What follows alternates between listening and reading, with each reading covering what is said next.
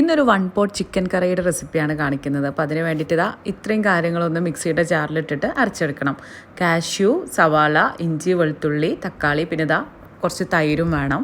അപ്പോൾ അതെല്ലാം മിക്സിയുടെ ജാറിലിട്ടിട്ട് ഒരു 2-3 ടേബിൾ സ്പൂൺ തൈരും കൂടെ, പുളിയില്ലാത്ത തൈരാണ് കേട്ടോ വേണ്ടത്, ഇതുപോലത്തെ കട്ട തൈരും കൂടെ ചേർത്തിട്ട് അതിൽ മസാലപ്പൊടികൾ ചേർക്കുക. മുളക് പൊടി, മല്ലിപ്പൊടി, മഞ്ഞൾപ്പൊടി, ആവശ്യത്തിനുള്ള ഉപ്പ്, കുറച്ച് ഗരം മസാല, കുരുമുളക് പൊടി, ഇത്രയും കാര്യങ്ങൾ നന്നായിട്ട് നല്ല പേസ്റ്റ് ആക്കിയിട്ട് തന്നെ അരച്ചെടുക്കുക. എന്നിട്ട് ചിക്കനും പൊട്ടാറ്റോയാണ് ഇട്ടത് ഇതിലേക്ക് ഒഴിച്ചിട്ട് നന്നായിട്ട് മിക്സ് ചെയ്തെടുക്കുക.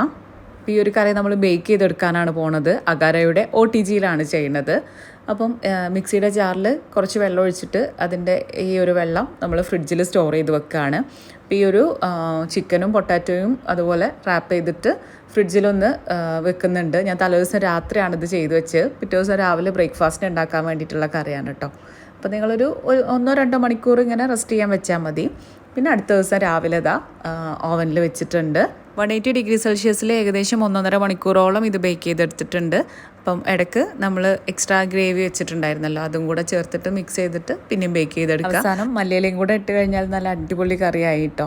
അപ്പോൾ നിങ്ങൾക്ക് അഗാരയുടെ OTG പർച്ചേസ് ചെയ്യണമെന്നുണ്ടെങ്കിൽ പർച്ചേസിങ് ഡീറ്റെയിൽസും കാര്യങ്ങളൊക്കെ ഡിസ്ക്രിപ്ഷൻ ബോക്സിൽ കൊടുക്കുന്നുണ്ട്.